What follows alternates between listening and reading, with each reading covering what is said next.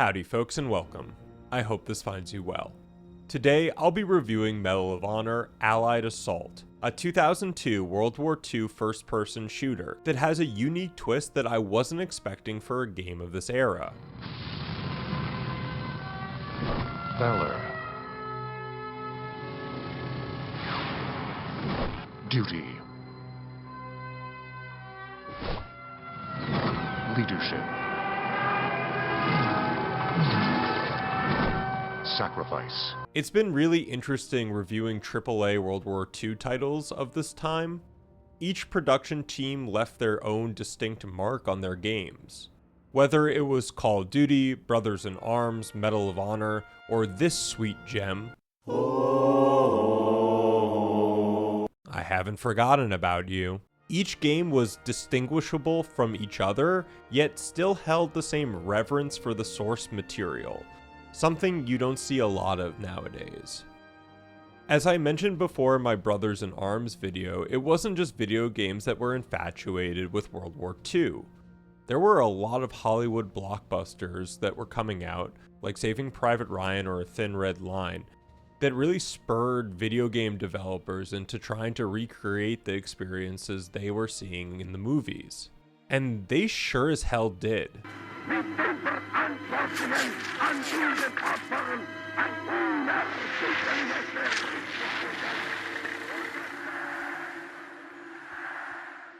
You have been assigned to a mission few would qualify for. A mission few would survive.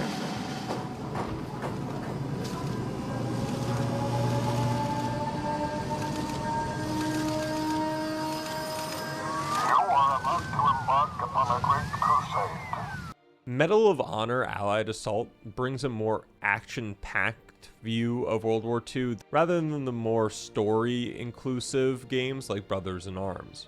However, it fits perfectly into Allied Assault because the twist I was talking about is this is sort of like a James Bond game, and it's awesome.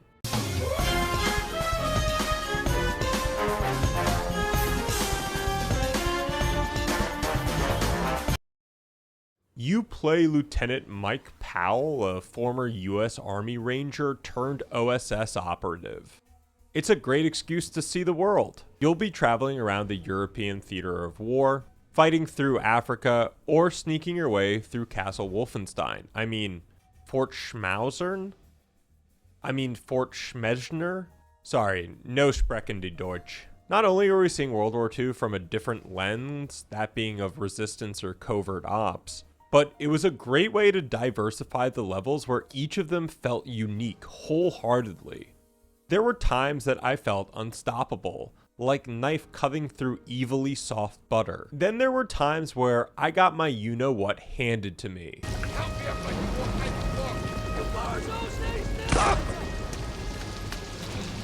Regardless, throughout my 10-ish hours playing Allied Assault, I was always excited to see what came next.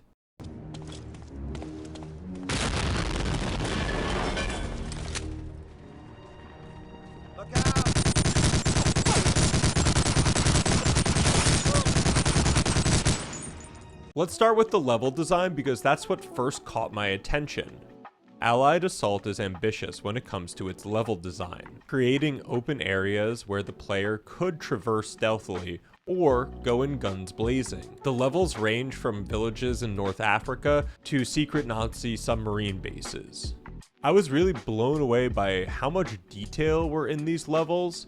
Now, it is a 2002 game, so exteriors look a little bit worse than interiors, but still, I didn't see a lot of assets being reused, which was nice. It also played into the feeling of those levels being so unique. There were a lot of loading screens, but they ended quickly, and it really made you feel like you were descending deeper and deeper into somewhere you probably shouldn't be alone.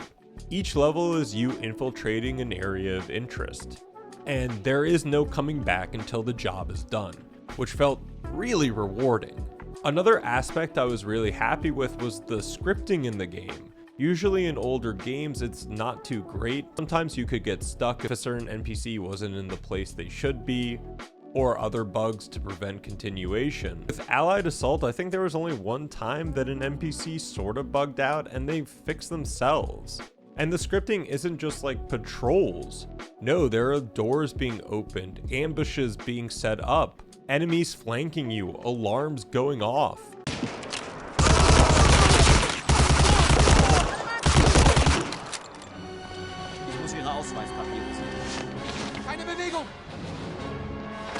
The list goes on and on. It's pretty impressive.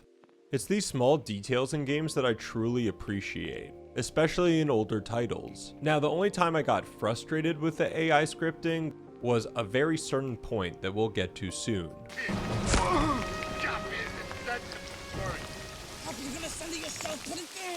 I enjoyed the visuals of the game, but there was one thing I couldn't figure out: how to get rid of this ominous skybox. Praise it, praise it?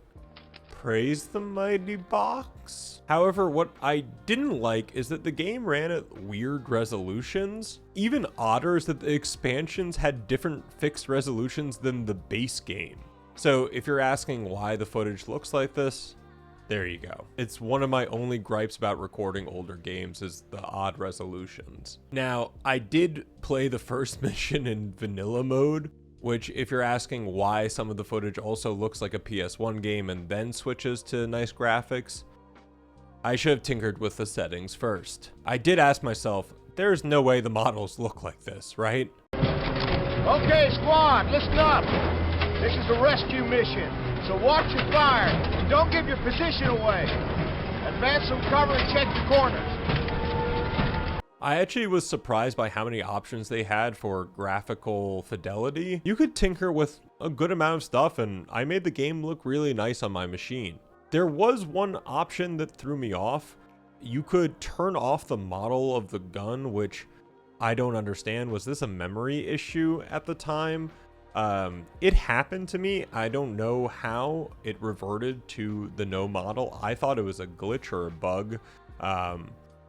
And it took me about 20 minutes to figure out what the heck was going on.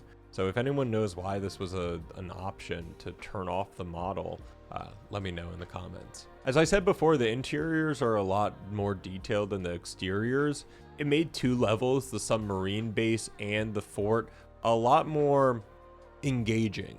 Each had their own visual flair, and you were performing espionage, so you were taking in a lot more than if you were just running and gunning. And yes, you heard that right, espionage. Last November, one of your fellow operatives, Lieutenant James Patterson, destroyed a secret mustard gas production facility along the Siegfried Line at a place called Fort Schmerzen. Unfortunately, new intelligence suggests that Schmerzen's commander, one Colonel Muller, has somehow restored the fort back to full operation. Plant the charges and get out as fast as you can. Needless to say, make sure that any POWs you encounter are clear of the blast. You're dismissed. Good luck. When the game, after the first level, giving you a Gatling gun chase scene, tells you to holster your weapon, I got chills. I was World War II James Bond.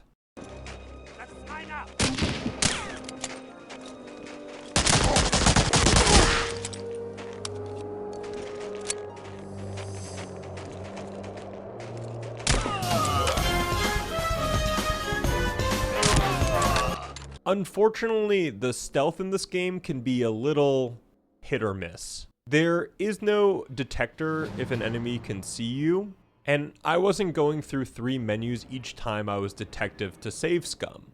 You can use crouch, which helped a lot, and I'm assuming is the way the developers intended you to stealth, but for levels as big as Fort Schmesner is, it would take hours just to sneak around, which is not worth it. But stealth is optional, and the other option? Oh boy. I never felt bad about the other option.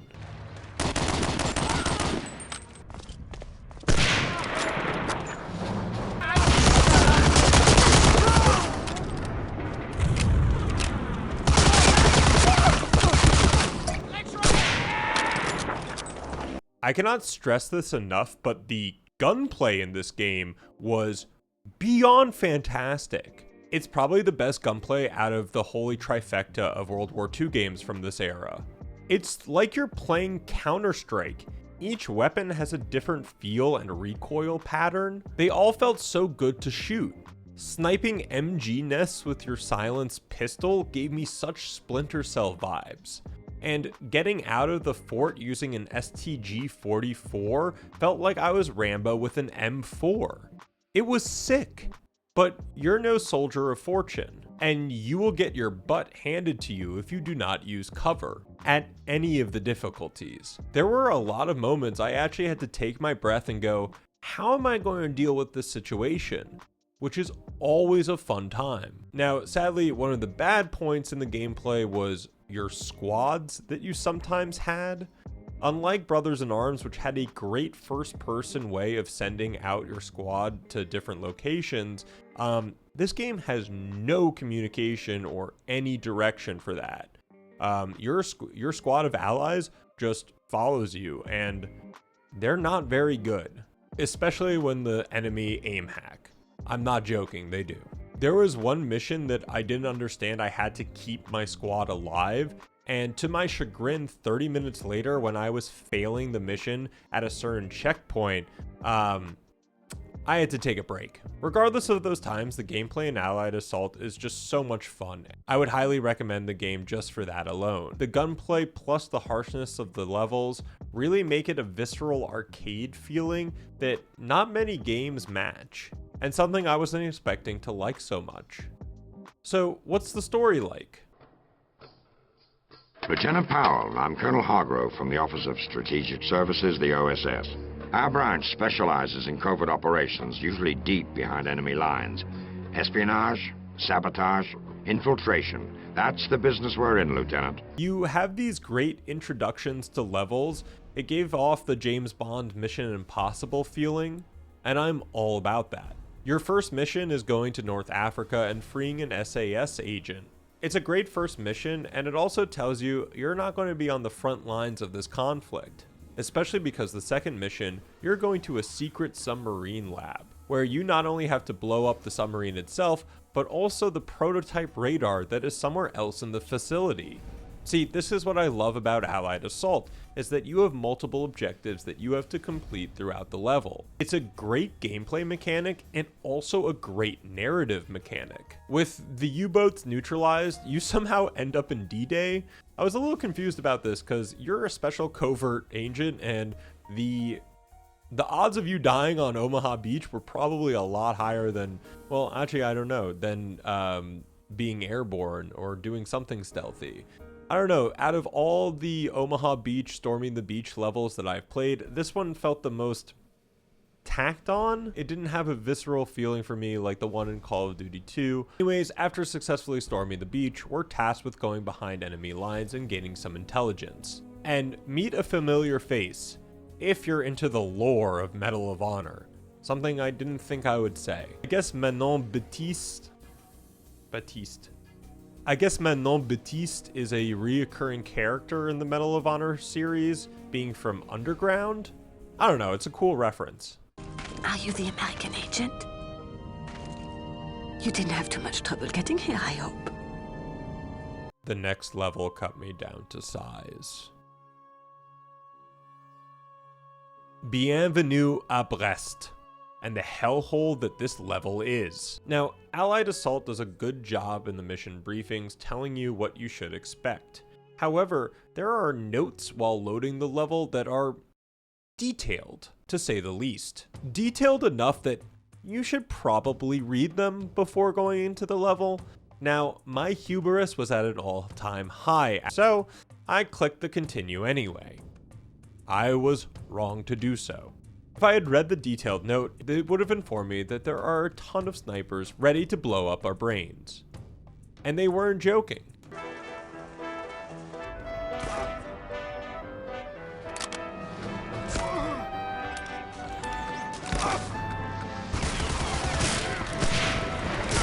They do not give you a second to shoot. Somehow, with their Kar 98s, they're getting 2 shots on you while you can only muster 1 with your Springfield rifle. Even worse, when you're hit, you get this insane knockback debuff It's the only way that I could describe it, where your character just is incapable of pulling the trigger and the sway is so bad that it wouldn't even matter if you could. Counter sniping all these snipers was infuriating. Even finding them was almost impossible at certain points. I mean, the trees gave better camouflage than a modern day ghillie suit. It also didn't help that Allied Assault doesn't have a damage system that tells you the direction that you're getting shot in, akin to Call of Duty 2. I had no idea where some of these guys were, and my tactic finally was just to run out in the open and hope to see where I was getting shot from and reload from cover, which was not a lot of fun. I tried to black out the mission, but looking over the footage, oh man, this one is going to haunt me. And I finished this game 3 days ago. Anyways, we get to the final mission, Fort Schmerzner. Again, I don't speak German, so sorry for the butchering. And I would recommend this game, on sale or not, just to experience this level. The fort is apparently experimenting with POWs and shipping them in by freight, and also might be producing some mustard gas, a chemical that was banned after its atrocities in World War I. This is a wild mission because it has so many different parts to it, which I really love. You start out parachuting into these snowy woods, disabling AA guns and communication lines. We hijack a freight train and get our squad of US Army Rangers onto it for a sneak attack. This was this great combination of the gameplay and story really resonating with me. I felt rewarded doing all these objectives and seeing a tangible outcome for them. Infiltrating the base, I really did feel like James Bond without all the fancy gadgets. Sadly, as I said, the AI is pretty weak and we have to go into the fort alone. We do release all the POWs and discover they are producing mustard gas, and we meet with a lot of resistance. No problem. Yeah! Guy's German here wants to die for country. Oblige him.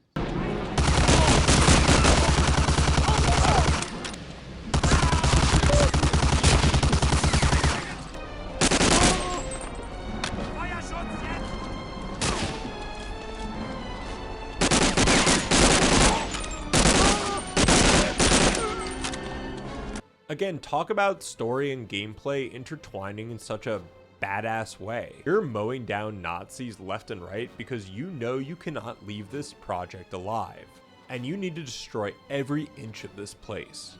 Setting up the charges felt like I was in GoldenEye. Even having the gas mask on felt like I was in Stalker. I was loving this. We escaped the facility and watched the fireworks. Alright, not as good as Raven Rock, but we did our job. Yeah. Look at that.